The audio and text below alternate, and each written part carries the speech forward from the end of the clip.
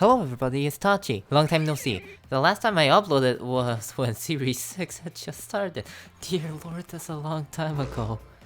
I have been playing a bunch of Pokemon in the back and got very close to breaking through 4 digits. I can definitely tell that I'm getting better at the game, which is a very nice feeling. I'm gonna get to 3 digits someday. That aside though, Crown Tundra was just released and we got a ton of new Pokemon. And using that as a starting point, there are 2 things I want to try. The first is this series! Hey. Like the title implies, the theme of this video will be using both Grimmsnarl and Morgrem in the same party. There are a lot of pre-evolved, typically not fully evolved Pokemon that have a lot of potential that I've grown fairly attached to. So using this series as an excuse, I want to try using all of them. The second thing I want to try is playing ranked with a monotype party. I actually started Pokemon playing Mono Ice way back in Generation 6. Well, I was garbage back then and rage quit the Scissor. When Generation 7 came out, I became super attached to Alolan Raticate and tried using Mono Dark, but I was garbage back then and then rage quit to Tapu Lele. And Magearna when I played OU. I'm most certainly better than I was back then, so I've decided to re-challenge myself to Monotype sometime within Gen 8. Why not now? I've gotten to interact with a lot of Mono Dark users on Twitter recently, and you know, I got swept up with the flow and started to really want the Mono Dark again. Originally, I said I would only do Mono Dark once Raticate comes back, which they didn't return, but you know, too late now.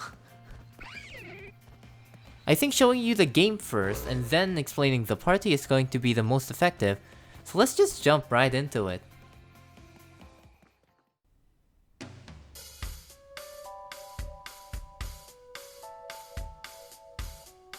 You 4786, good luck, have fun. Okay. Oh, they also have Moltres, fuck. And they also have Mimikyu, and they have Cinderace, okay. I wanna leave Morgrem. That's my conclusion, I wanna leave Morgrem. Yep, and then do I wanna go Moltres or do I wanna go Crocodile this game? Probably Moltres, right? Yeah, Crocodile is weak against Cinderace, it's not very strong against Swampert. Moltres is for the best. And then the last Pokemon is the question. I'm feeling... a part of me feels Weavile, right? Yeah, let's go Weavile. Weavile is for the best, it also helps Morgrem move against Moltres. So let's go with this. Let's go with these 3. I always go with these 3, but let's go with these 3.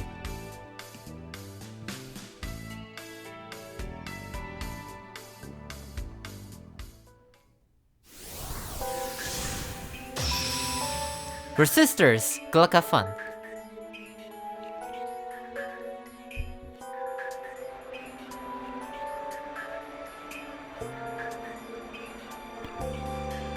Raguraji, okay, let's taunt then.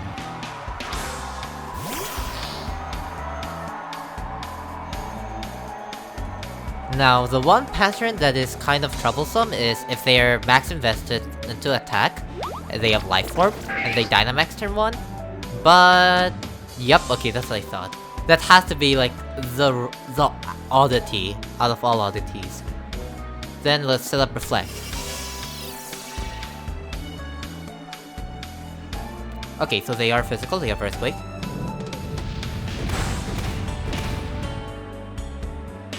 Do I want Light Screen this game? A little bit, but I want Reflect more. Let's Dazzling Gleam first, and then let's set up Light Screen afterwards.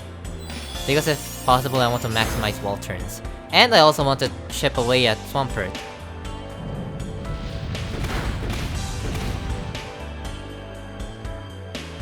Taunt is priority, so let's Taunt and then let's Light Screen.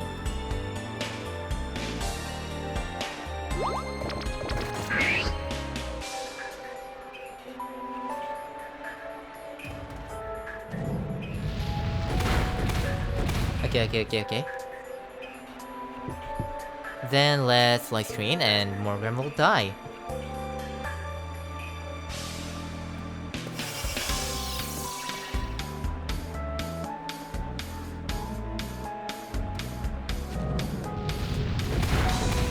Oh shit.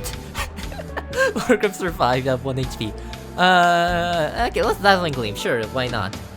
Actually, this might be better, because I think Taunt runs out at exactly this timing. So maybe I can bait in, Yawn. Yeah, Swampert didn't keep Roar, did it? Let me check.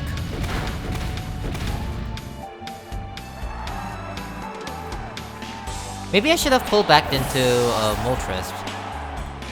In the case that their only attacking move was Earthquake. So like, they probably have flip turn is the thing, right? It does not seem to have kept Roar, so I can nasty plot.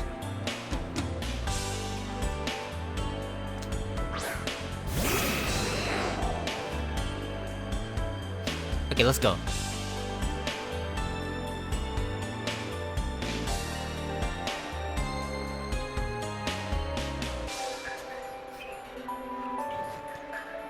Nasty plot goes through.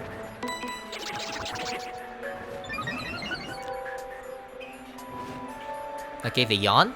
That's nasty plot again. It's a max airstream. Yup. They can't do anything about this because they don't have roar.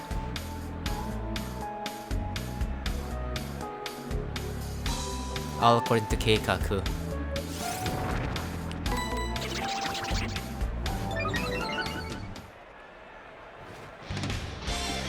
Okay, the repeat roar, yawn, I mean, and it fails. But, unfortunate for you, I'm Lumberry. Now here's the thing, right? Do I use Airstream or do I use Darkness? I think Airstream, yeah. I want to raise Moltres' speed as much as possible, as early as possible, so let's Airstream.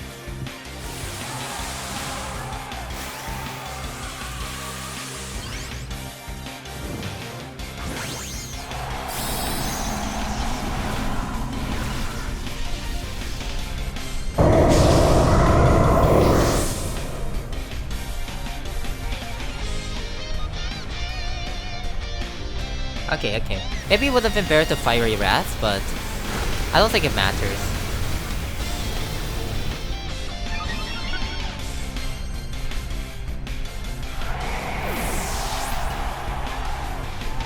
Oh shit, Reflect wore off.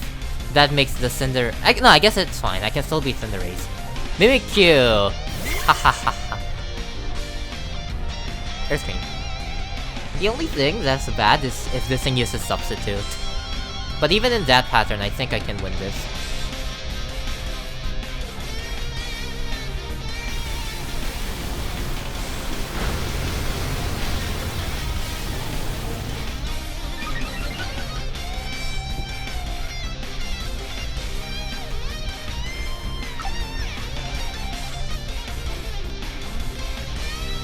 Play rough. What? That's a crit. Oh wait, no, Reflect wore off, that's right. Yeah, okay. Well, it didn't go to Berserk range. I wonder if they won't like use Shadow Snake for me. I hope they use Shadow Snake. Maybe I should have used Max Darkness last turn. When considering that they would Dynamax is what I was about to say, but they didn't, so I'm fine.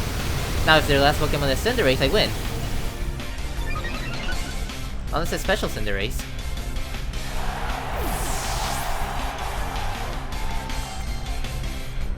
Now show me your last Pokemon. I probably shouldn't have Dynamax at the... Oh, Faya! Yeah, okay, so I think I win. Yep, I think I win. As long as like some really bad RNG doesn't happen and that I miss both Hurricane and Triple Axles, I'm pretty sure I win here. Maybe it would have been better to use Hyper Beam, but nah, it's fine. I outspeed it and it probably lives an attack from Moltres. If Berserk doesn't activate at least because of Moltres' high bulk and Light Screen.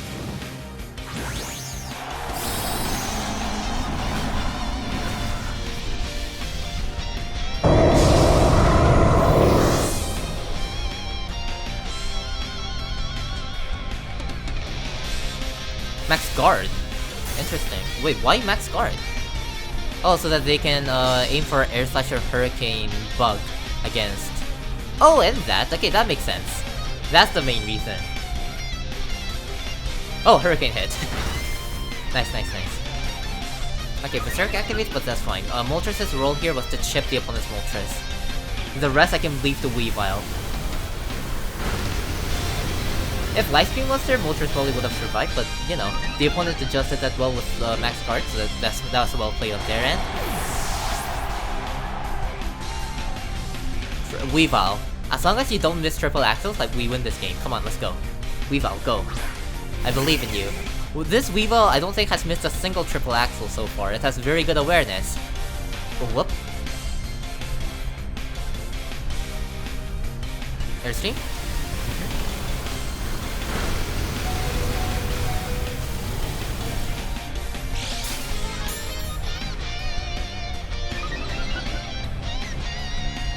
Go. 1, 2. Yes! Thank you for the game. Pokemon's so fun. I love this game.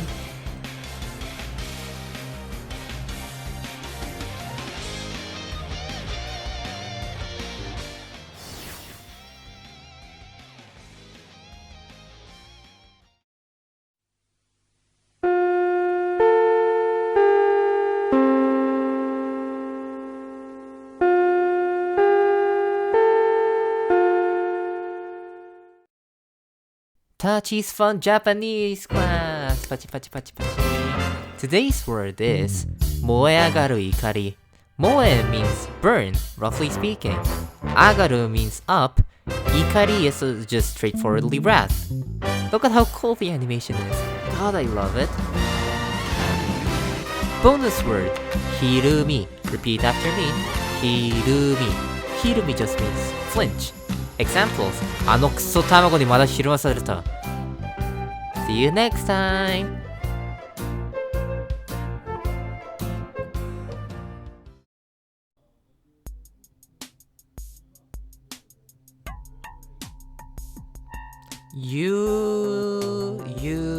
I can't read that last letter. Good luck, have fun. This seems like a more troublesome party than I was expecting to fight today. Weavile, first of all. Because they're Manitan. Yep, that's a sufficient answer. And also Dragonite. The problem though is if I bring Weavile, that Metagross is way too powerful. How do I check Metagross here? How do I also check Primarina here? Skunk Tank seems good, right? Skunk Tank? Skunk Tank seems very good is the thing. Oh yeah, okay, I can counter against Metagross, so it's not a problem. So then, I kinda wanna go Skunk Tank Grimmsnarl. Yeah, you know, this might be the only chance I ever get to Skunk Tank Grimmsnarl. Let's go for it.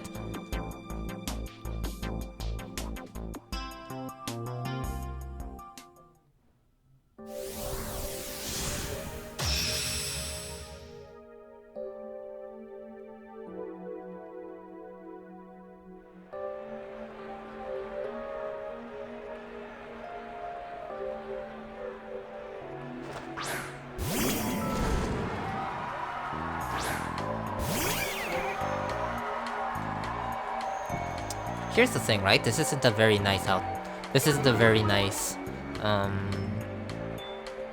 what do you call it? I don't like this. Yeah.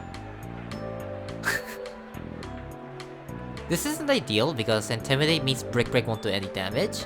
And I would counter, but the fact is that this thing might use Will-O-Wisp, so I'll pull back to Grimmsnarl for this turn.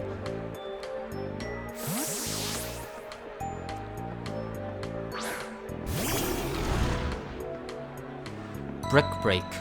Brick Break in Incineroar is interesting. Why? I guess because Brick Break is 4 times effective. Then I could have countered, but oh, that's probably better to save Weavile anyways. Let's bulk up then. Bulk up goes through. I wonder if they're gonna continue Brick Breaking. Oh! Wait, no, that's not good. Wait, no, maybe that is good. I have a reliable source of recovery, they don't, right? And the opponent might also read Drain Punch and pull back for me.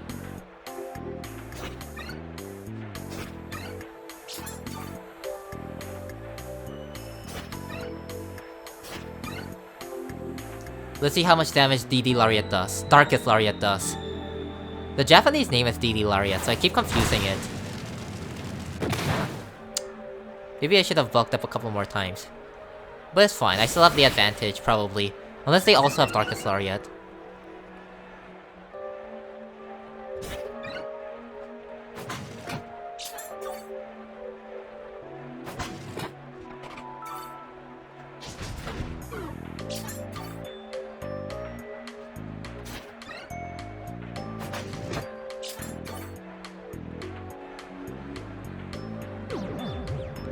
Okay, so here's the thing.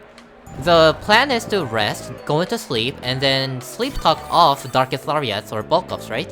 But if I... oh, they overheat again. If I get Darkest Lariat out of Prankster, sleep talk, it doesn't work on Incineroar because Incineroar is a dark type. But 1, I could still get bulk up, so there's no incentive to not sleep talk. 2, they might switch out Incineroar here, which makes me inclined to yes, sleep talk here. They pull back, yup. Primarina. That's about what I expected. If Darkest Aura comes out here, I think I practically win. Do your best, Grimmsnarl. Pull up 33%. Come on, come on. Yes! Okay, let's see how much damage it does. Jesus Christ! That should be my first sleep turn. But I shouldn't stay in as Grimmsnarl. I'll pull back into Skunk Tank. The whole plan was this. Any physical attackers will fight with Grimmsnarl and use them as setup. Any special attackers I'll absorb with Assault with Skunk Tank. This is absolutely perfect. Okay. What? That does way more damage than I thought it would, but it's fine, I still live the next attack. I think this is choice specs, I think. So if they Dynamax, the output actually goes down. Okay, they pull back Primarina. They go into Incineroar. How much damage does Poison Jab do? If it gets poisoned, I think I can Poison Jab, and kill the Incineroar. Also, if the Primarina is that much chipped, like, I'm pretty sure Weavile can kill it too, no poison.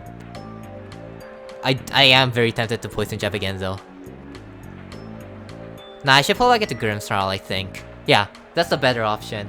It's not 100% certain whether this Poison Jab can kill it or not, and this undoes Intimidate. This is good. Overheat. 181 to 97. Did more damage than I expected actually. But it's fine, I can still live it off in time with enough stuff. Yeah, if I rest again and then I sleep talk a couple times, this is fine.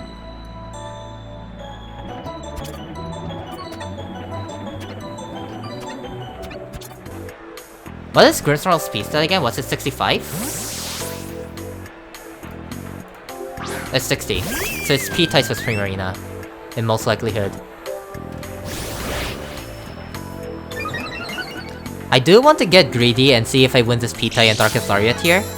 But in all honesty, that's probably a bad option, especially considering Incineroar might probably has reduced speed. Because it can switch out easier that way, so I'll switch into Skunk Tank, live a hit, and then Poison Jab it. And then if Incineroar switches in, I can kill the Incineroar for sure. This is fine. Boomblast. Cool. Let's Poison Jet. Does it have Aqua Jet? That's the thing. I am 90% sure this thing is choice specs. Yeah, they pull back, that's what I thought. Incineroar. I'm pretty sure Incineroar does not live Poison Jab even with Intimidate. So after Incineroar dies, they have to bring out their last Pokemon. This is going swimmingly. This is exactly the game I wanted. Okay.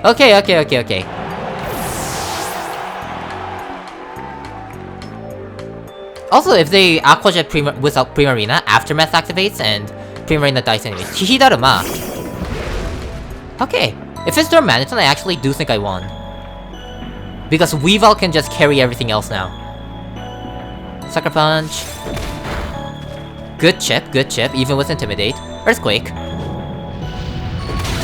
And then I go into Weavile and then I click Counter.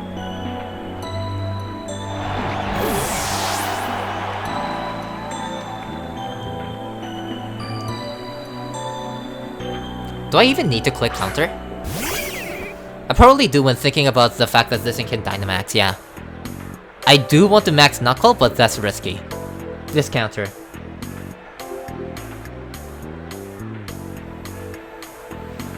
Earthquake.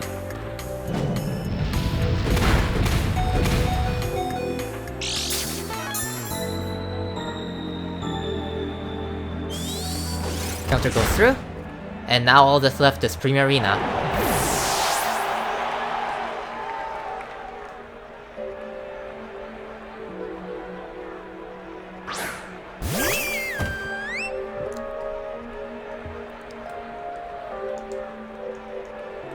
Do I want to max Ooze here?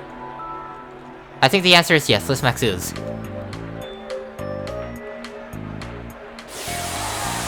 I'm pretty sure they don't have Aqua Jet. I'm pretty sure they don't have Aqua Jet and that they're choice specs.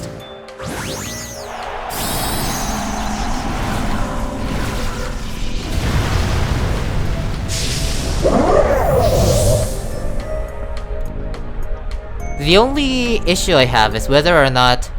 Oh shit! No! No! No! No! No! No! No! No! No! No! No! No! No! No! No! No! No! No! Hold on! Hold on! No! You can't do this to me! Come on! No! I should have conserved Skunk Tank then! Wait, shit! I misplayed?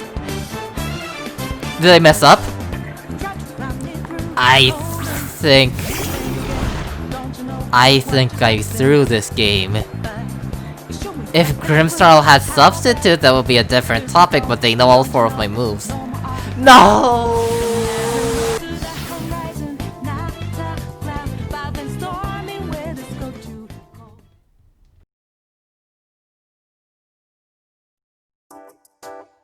Today's party! Party. I don't know if the mic is picking up my clapping sound.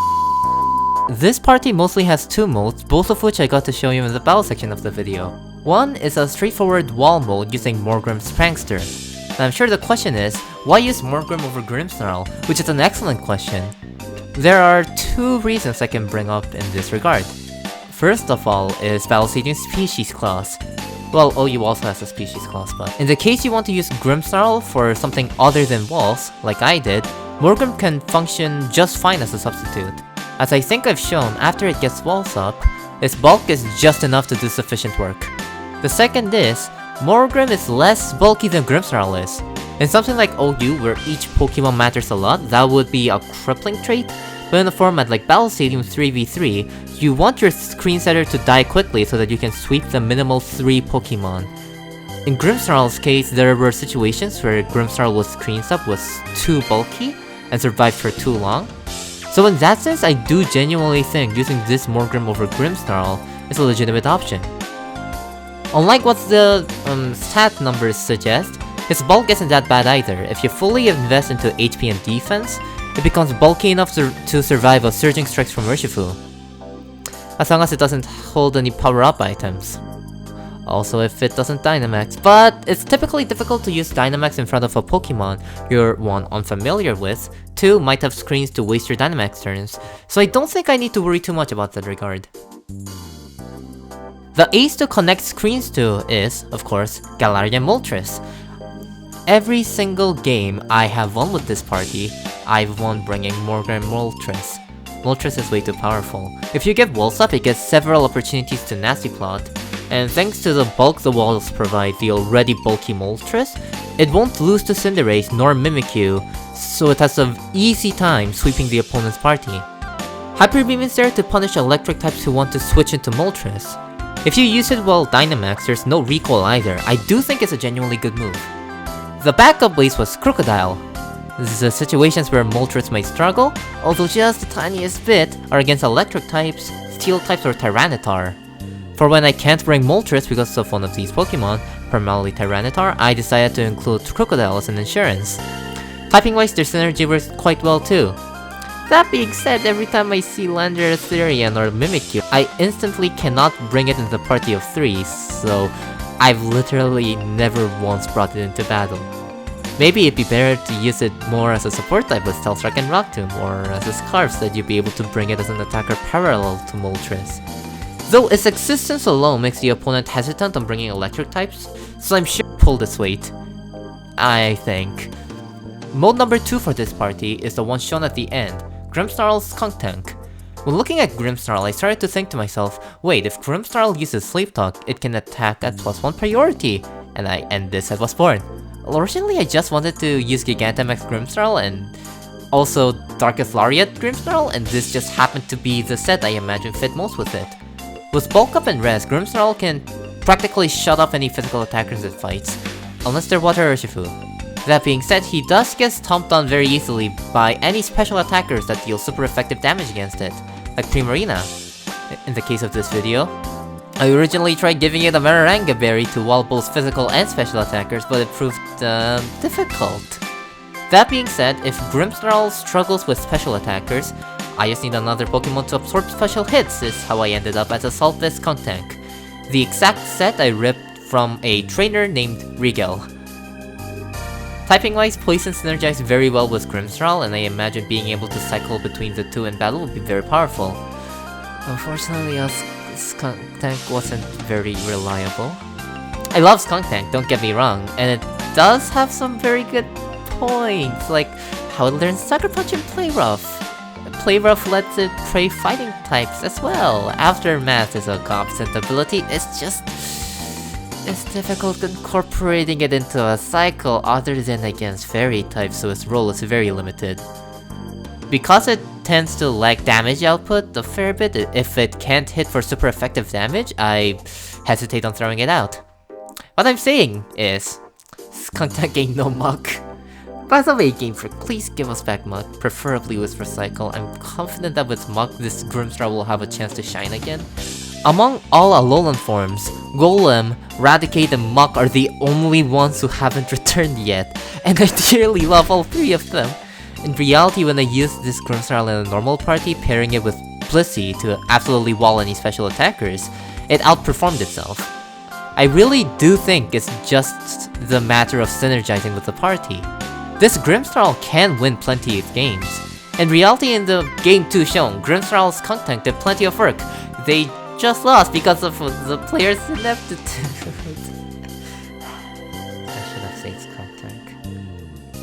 Though looking back on the opponent's party from game 2, I honestly could have gone Moltres, and maybe that would have had a better chance at winning. With this party, that game was the one and only time I threw out Grimmsnarl's Skunk Tank. I do kind of feel that Grimmsnarl's Skunk Tank isn't the most reliable at the moment, at least not until Muck returns to us. It's probably just better to replace Grimmsnarl and Skunk Tank with Incineroar and Tyranitar, especially because Tyranitar has very good synergy with Moltres. Same for Urshifu actually, yeah, Urshifu would be nice. Regardless of whether I went with Waltz or Skunk Tank Grimmsnarl, this Weavile came in very helpful. It's a fairly standard Focus Sash Weavile. I also ripped this set off from Rieru-san. I didn't ask for permission, but thank you very much. When I started using this Weavile, my win rate started going up significantly. Having a reliable method of taking out at least one physical attacker down with counter is invaluable, and in the current metagame, the strength of Ice-type coverage absolutely should not be underestimated. Thanks to Poison Jab, it can also chip away at the Tapus and Fairies before dying away as well. I felt like if I were to give a Focus Sash to something with this party, it would have to be Weavile. Triple Axle's damage is insane.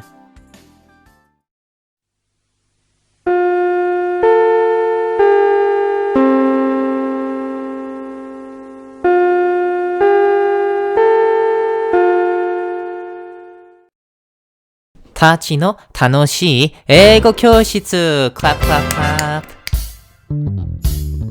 今日の単語は Moltres。Moltres。Molten という単語は何かの鉄を温めて液体化させることを意味します。そして Tres。なんか発音おかしかった。そして Tres はスペイン語で3という意味です。合わせて Moltres。ファイヤの英語名前ですね。フリーザは Articuno。サンダーは Zapdos。ウノは1、ドスはスペイン語で2です。例 Moltres is very cool。また次回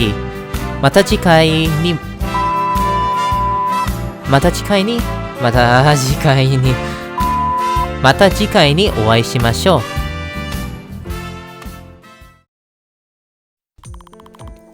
Thank you for watching the video. I've just finished editing everything, but the whole length exceeded 30 minutes. So if you made it until this point, thank you very much.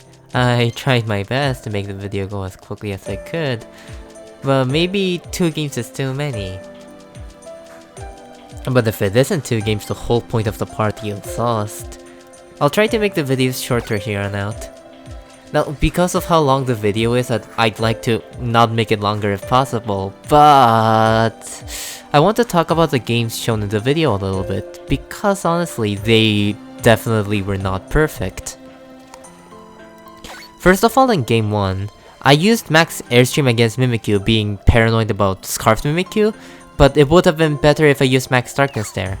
If Mimikyu Dynamaxed after I used Airstream, it would have survived Moltres' attack and killed it back with Max Starfall, even if Moltres was a +4.